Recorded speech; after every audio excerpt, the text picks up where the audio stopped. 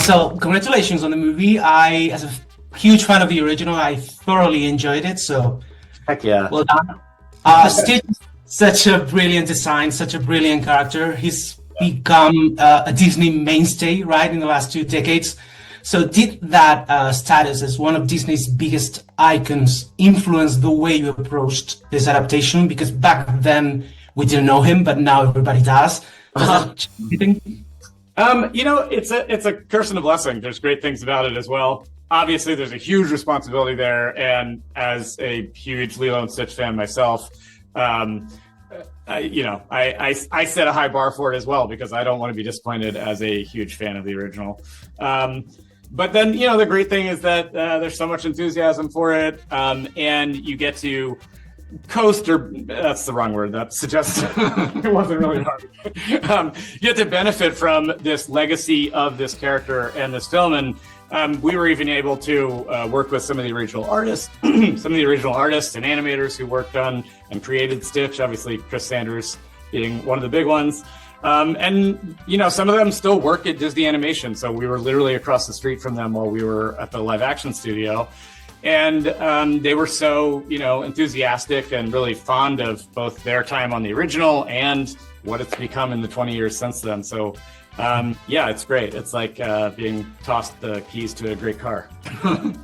It was back, right, as the voice of Stitch. Did he give you insight as to how to approach this adaptation?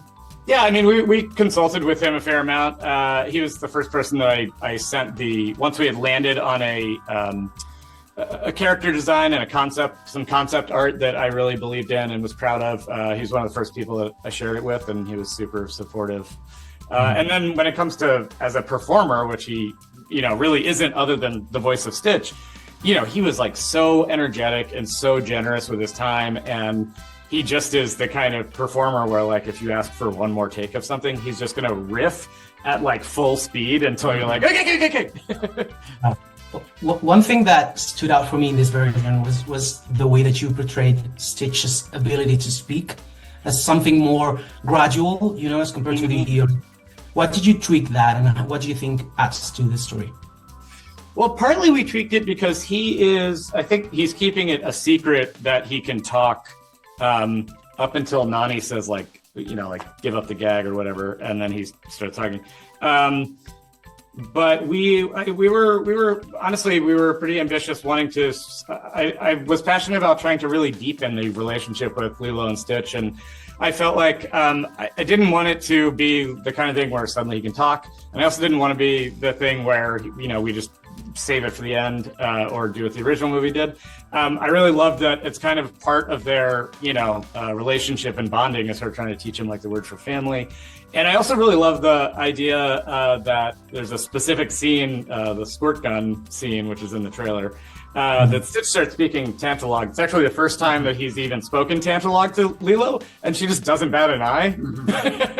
I just love that she's just like so accepting. This is my best friend, that she doesn't even, you know, notice he's speaking another language. Yeah, well, I want to talk about Maia because hers is one of the best child performances I've seen in a long time. She is amazing. She is adorable. You can feel the emotion and the connection. How did you work on that on set? You know, was there a Stitch stand-in? How did you work on that relationship and dynamic with them? Yeah, I was really passionate about, or we all were, about giving her a real scene partner and never resorting to like a tennis ball and a stick, because you just don't get the same kind of liveliness, or it's sort of unfair to the actor because they have to create their performance and also a second one in their mind. So we had various ways to accomplish that.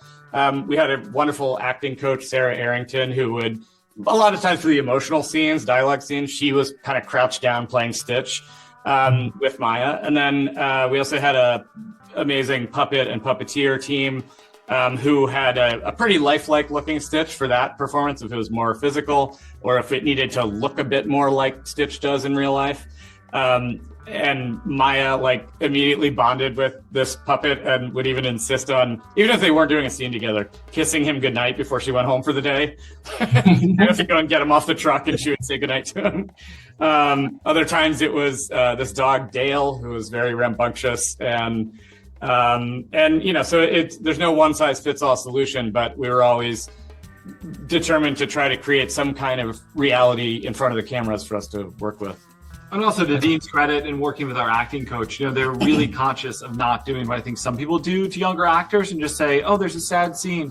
Think of the saddest thing that ever happened to you and then cry. Like, it actually is a really unfair thing to ask a kid to do and sort of process. So it really was trying to like create actual acting tools for her so she could really craft a performance and you're not asking them to sort of dredge up a thing that was sad to them. You know, that's not a fair thing to do to a child actor. And it was something Dean was really conscious of throughout.